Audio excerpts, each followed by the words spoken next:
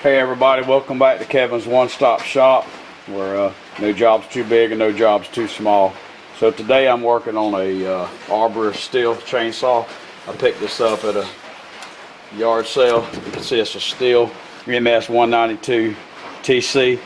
I believe the new model is a 193, MS 193, I'm not sure. But it's a little bit different, but for the most part it's the same. So what I've got is, it's not running well. Get it running at idle, but no matter what I do to the carburetor, I just can't get it adjusted right. So what I'm going to try to do is show you a couple little things. I got a new carburetor spark plug, a little tune-up kit off the internet. So I'm going to try to see if just replacing the carburetor may fix the issue.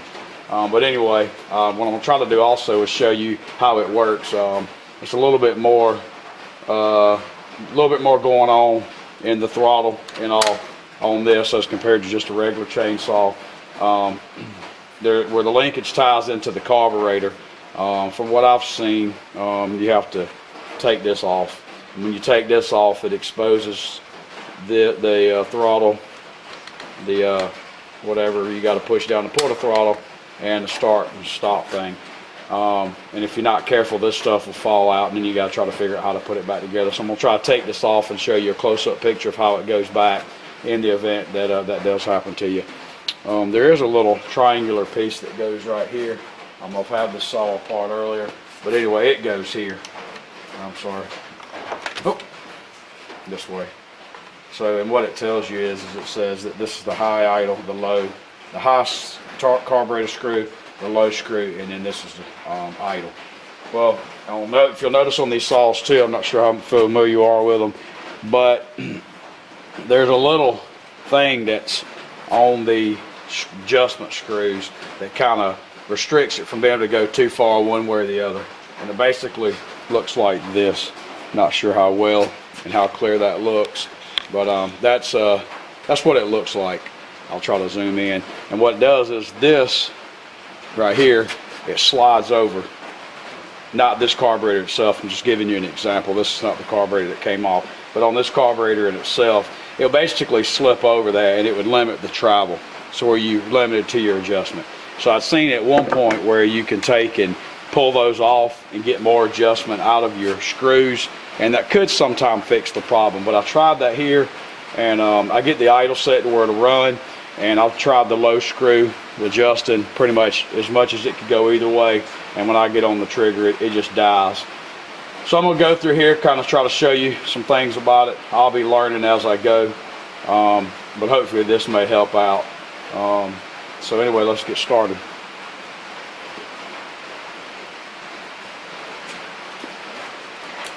Alright, so I got some of these little Torx head T-handles I got from Harbor Freight. I'm going to use those to pull this apart. But what I'm going to do first is I'm going to pull this, go to the air filter. I'm going to take this off and see if maybe just replacing the spark plug will actually fix it. I've worked on things a few times, and sometimes the spark plug could be causing that issue. The saw's, I believe, probably 3 or 4 years old. I don't know the last time it was actually really ran, so I'm thinking maybe the carburetor may have some old gas in it. I don't know if people may have ran ethanol fuel in it or not, so I really don't know exactly what I'm getting into. So I picked up a carburetor, spark plug, several other things in the kit I'll show you in a little while. It was, I don't know, 20-30 bucks, and I figured, heck, for that, why not just replace the carburetor and all. But I'd like to replace the spark plug first just to see if that fixes it. I don't like to replace a bunch of things at once, and then I really don't know what the actual issue was. But I'm going to start out by replacing the spark plug, because that's going to be the easiest to get to. And we'll just crank it up and see if it gets any better from there. I know it's got good fuel in it, because I don't normally buy this, but the guy I bought the saw from gave me this right here, and this is what's in the saw. So I know that I know it's got some good quality fuel in it, so the fuel shouldn't be the issue, unless I say some old fuel's got left in there over time and just caused the carburetor to get stopped up.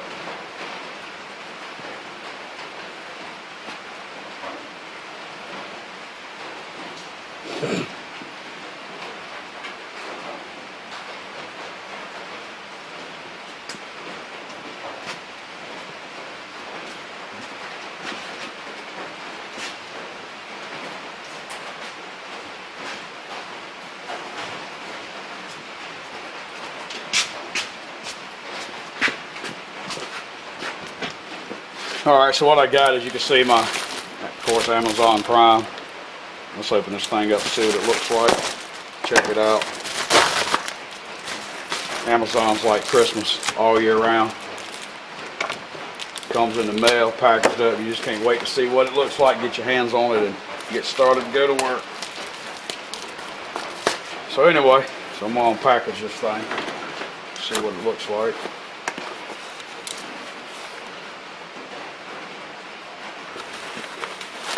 So you got some fuel line.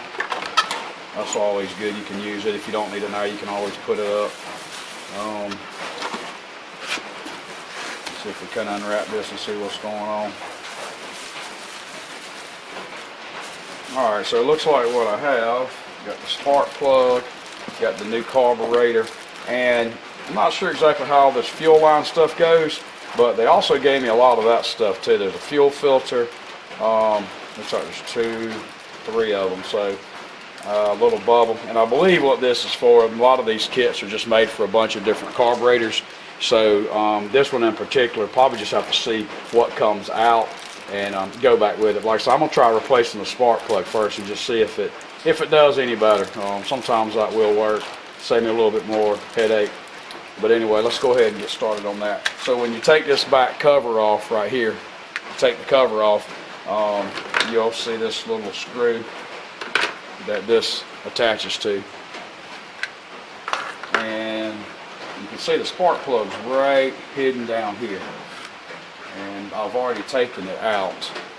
And we'll go ahead and put this one back in. Not sure exactly what the gap setting should be on the plug. I'm assuming it's most likely going to be set right as it comes. We're going to, I guess, hope and see if I can't round up that other plug. And, okay, here's the old plug that came out. So I'm just going to kind of by comparison look, and those look very close. I'm just going to call that a good replacement. And also, this old plug looks like it's pretty well in good shape, so I'm not too sure. I don't have much confidence that just replacing the spark plug is going to work. But you never know. And of course, I'm not a professional mechanic all by all. I'm kind of get it done, do it yourself. I'm gonna grab my spark plug wrench.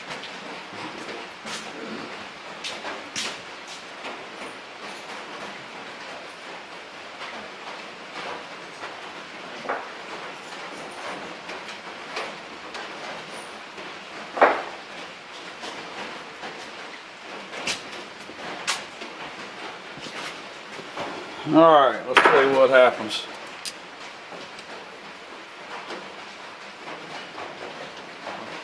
See which one's going to fit here better.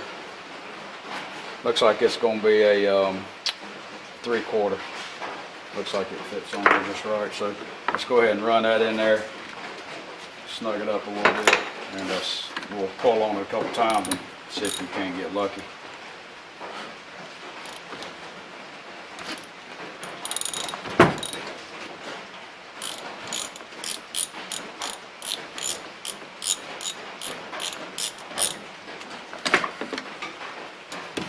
Make sure that thing's in there good.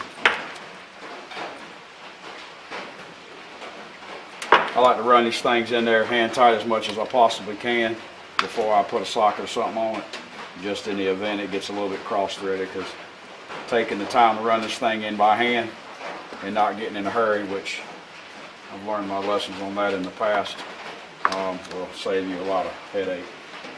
But anyway, that feels like that's going in there tight. Run it down, and then just take your ratchet or your socket tool, just turn that thing a little bit. I like to get it where it's just about snug. And then just take this right here, pop this little boot back over it, and make sure that thing fits on there good. And there's another little boot too. It's a little bit aggravating. I don't know how well you can see in here. There's like a little separate protective boot, and it's a little bit aggravating. It's kind of hard to feel sometimes, you know, whether it pops on, but line that bad boy up. push it on there. And I would say that that's sitting on there good. Take this, let's turn it the right way, pop it on. So what I'm going to do now, I'm going to pull on it and just see what it does. Like I say, I don't know exactly where this setting should be. And from what I've learned and read in the past is you get the idle to where the chain's not moving. And then you will start by adjusting the low screw. You get the low screw. I've heard several different ways where you'll basically turn the screw to where you hear it idle up and then it goes down. You turn it back the other way till it idles up and goes back down. And you try to go into the middle, and then you should have good throttle response. This one, it bogs down. And then usually once you get the low set right and the idle and the chain's not rotating, you'll move on to the high, and basically you just pull it down wide open and you'll adjust it. Some of the times you got to be careful about putting too many RPMs on the saw. I don't have a little tack for it. I've seen other people that has a tack that you can measure the RPMs on, but I try to get it to where it sounds good and go from there. But anyway, let's see if we can't fire this thing up and see if it will see if it'll run any better than what it was doing before. And also, I took this, I talked before, I just popped that boot out because it's way easier to get to the screws. And if you forget where it goes, just orient it the way it goes. And the low screw is right here. So see, I'm just going to take and back it out a full turn. So that's a half, one, and then a 1.5 turns. So I got the low side screw back out of 1.5 turns. Let's pump the bubble a few times. I don't know the exact starting procedure on this because I didn't buy it new and don't have the book. But basically what you're going to do is you push this down. That's going to let the trigger release. And you can also push this down, pull the trigger, and pull this all the way back, and it will lock it. And the choke is right here. So I'm going to put it on full choke because it is cold and raining. So let's pull it a few times.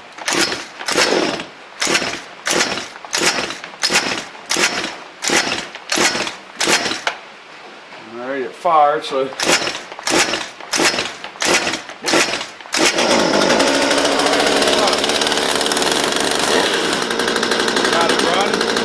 so now that it's running, I'm going to try and talk over the saw. You want to adjust your idle. You want to adjust your idle screw to where that chain's not moving. So I'm going to adjust the idle up and see the chain start moving. It's a little bit too much. So back it down. You're going to back that down to where that chain ain't moving. Now let's see the throttle response. That's actually a little better. See how it's kind of bogging? Now I'll tell you, before I replaced the plug, which I wish I would have cranked it up before, it would bog right down. It wouldn't even run. So, I don't know. Maybe I got lucky on this one.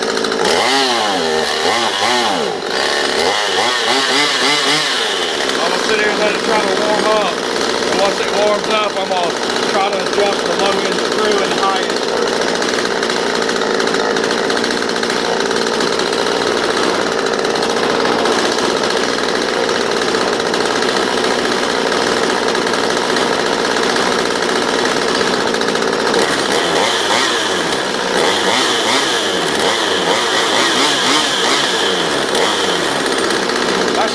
Pretty good. That was a full turn back now on the low side screw. Go all the way in.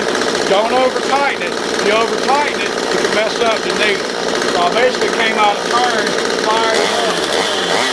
That's actually a pretty good response. I'm going to sit there and let it warm up for a second. And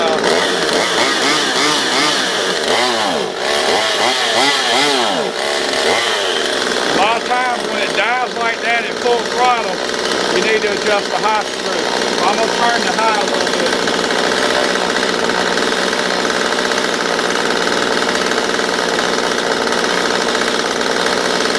I'm going to come out a full turn. I don't know exactly where it needs to be, but now I'm a full turn out on the high. Oh, and it didn't like it. So now, a lot of times when it bogs like that, that's the low side screw. I'm thinking it's still going to be a fuel issue.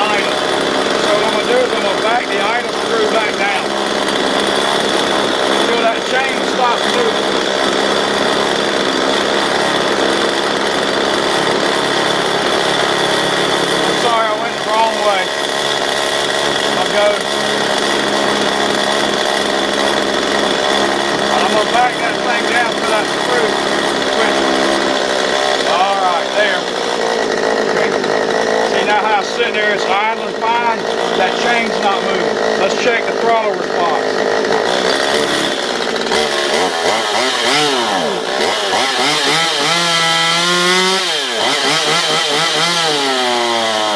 Still a little boggy on the high end.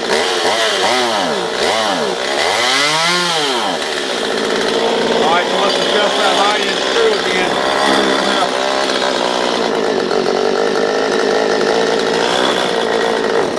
Oh, I'm still probably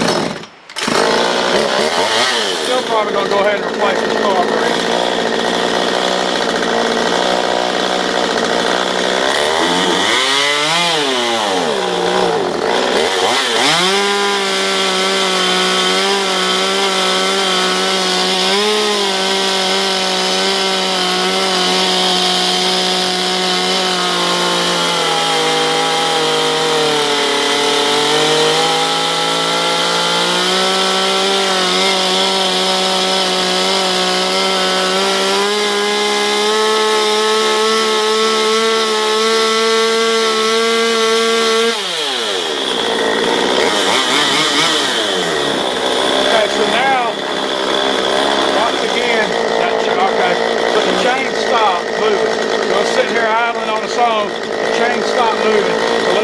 Throttle response on the bottom end.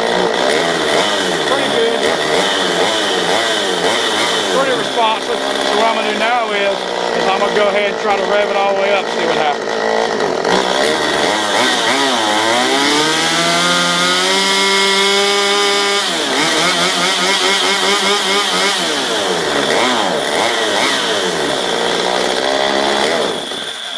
See, so it cuts out like that. Most time if it cuts out on the initial bottom end or on the right at the beginning, most of the time it's going to be a low adjustment screw. So let's try it again. Let's just tweak it a little bit. This is trial and error for me because I don't know 100% for sure. I'm kind of guessing at this. I'm learning.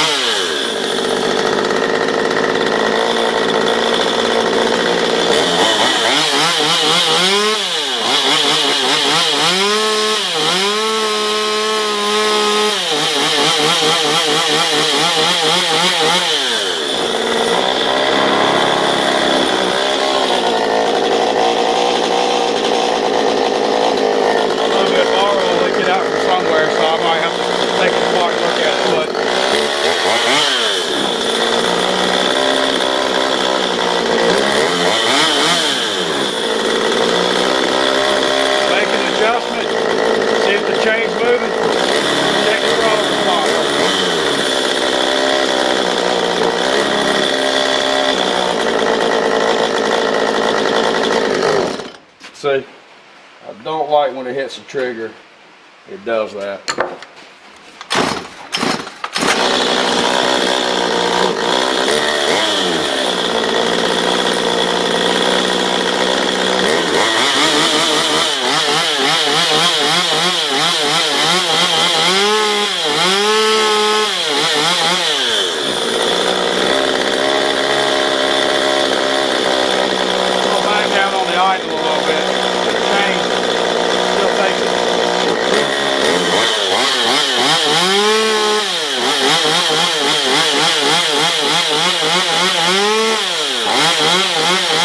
I actually like the way that sounds pretty good. Like I say, I don't know exactly where the settings should be.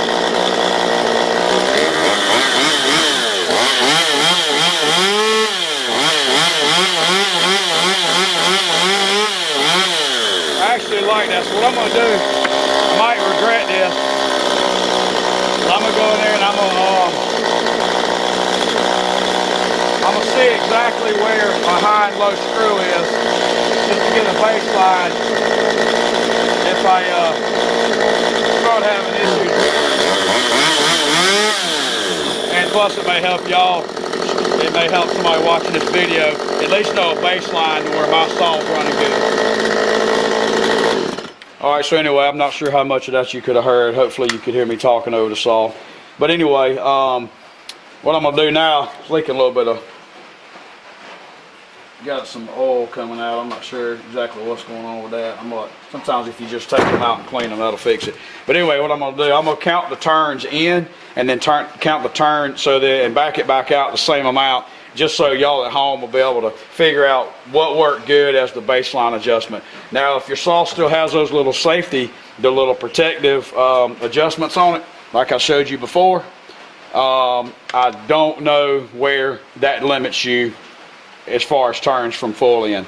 So in the event you're having issues and you do decide to take those off, and the way that I got them off was I just prod them off with a screwdriver.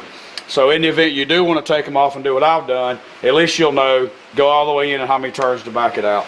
So let's do that now. So this is the low screw. So I'm gonna go, that's a half, that's one, I'm about 1.5 out. So there to there. That's about 1.5 out. Let's just double check it again. Half, one, half. So what you want to do is find your mark on a screwdriver. And I usually do half turns. That's a half. That's a one. And then another half makes a 1.5. That should be very close to where it was. I'll have to crank it back up and readjust it. Let's go to the half size so y'all can get a baseline on that. So we're going to turn that thing in and see how many turns it is in.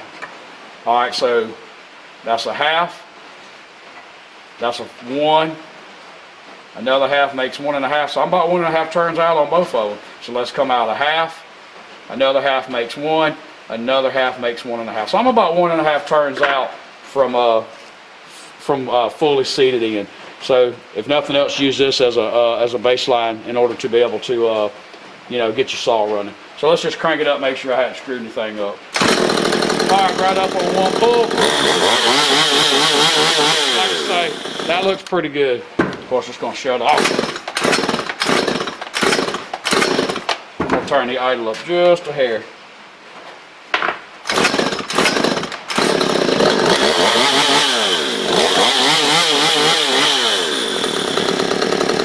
So that looks pretty good to me. 1.5 turns out on both of them. Seems to be running good.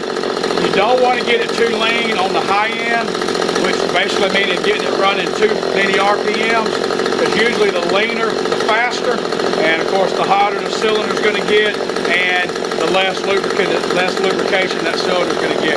So you want to limit how lean you make the top end to make that thing run real fast, because you could get to the point where you could could possibly over rev it or run it so lean that it damages the cylinder. But I like it where it's at. I'm gonna leave it there for now and just experiment with it and see how it works. Like I said, I'm gonna look into this oil issue here. All you gotta do is take this off. That'll pull off, and you can kind of see what's going on. Go ahead and clean it up, because like I said, this is the first time I've actually got it back running good. What I'm gonna do real quick. Sometimes when I see something like this, I'm always scared to go into it and look at it, because what's going on in here, and then I don't take it apart and then I can't fix it. So rather than having to carry this thing somewhere and let somebody else work on it for you, I'm going to take this off, even though I'm not going to replace the carburetor, and at least let you see what it looks like in there. So maybe if anybody's got if they're a little bit reserved as to whether they want to take this apart. maybe this will kind of give you a little bit of reassurance that you can do it. But anyway, you take those 3 Torx head screws off, and then if we look in here, I'm gonna try to zoom in a little bit. This is the first time I've used this camera to do this, but I'm gonna zoom in the best I can. Bear with me.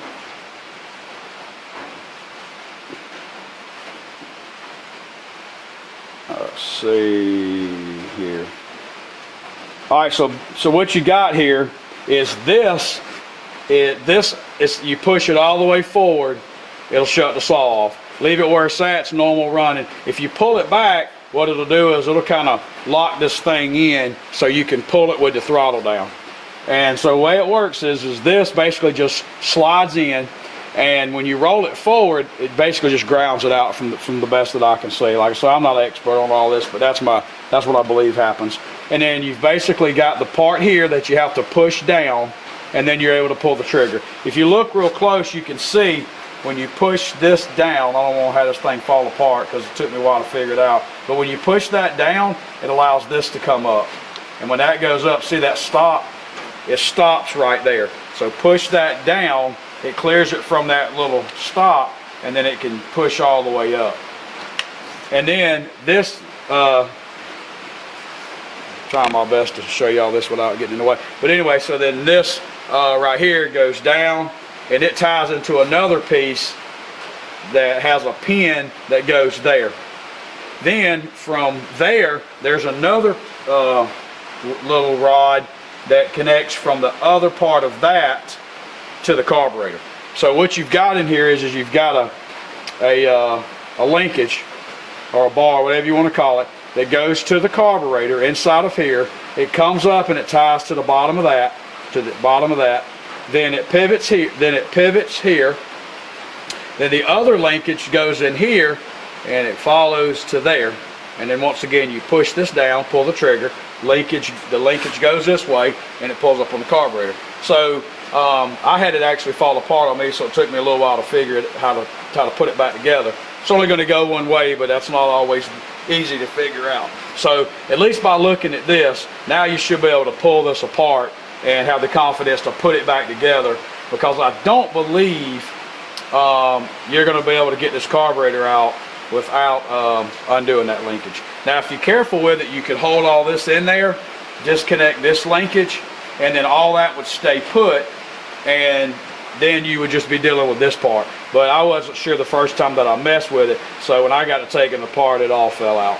But you can just, this pin actually will just, that rod will actually just pull straight out that way. There's no fancy little curves in it to where you have to hold it a certain way, come down, and then push it in.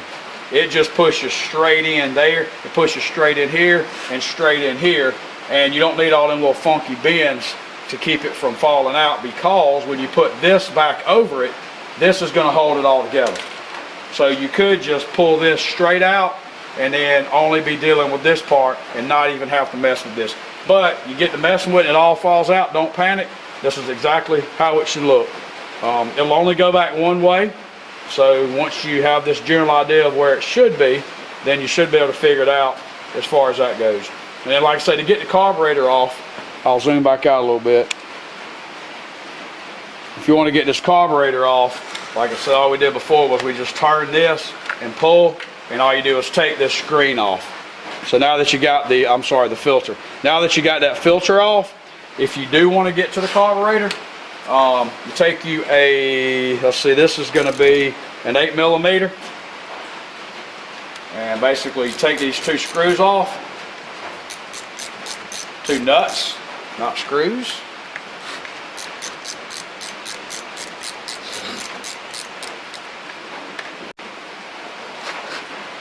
All right, so anyway, you take these nuts off right here, back these out,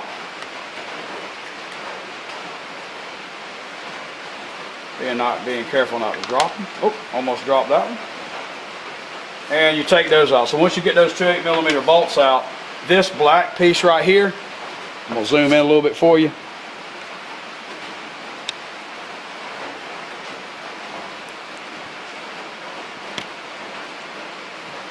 All right, so now you've got the nuts off. You just kind of pull on this. And what it is, there's a piece in here that's going inside the saw, and it's a tight fit with an O-ring, so that's why it makes it a little bit difficult to get out. So at first I thought I was going to break it, and then what I did was I just tried to gently pry around it, and once you get the top loose, it'll kind of, you just work with it and it'll pop out. So then basically this is what it looks like.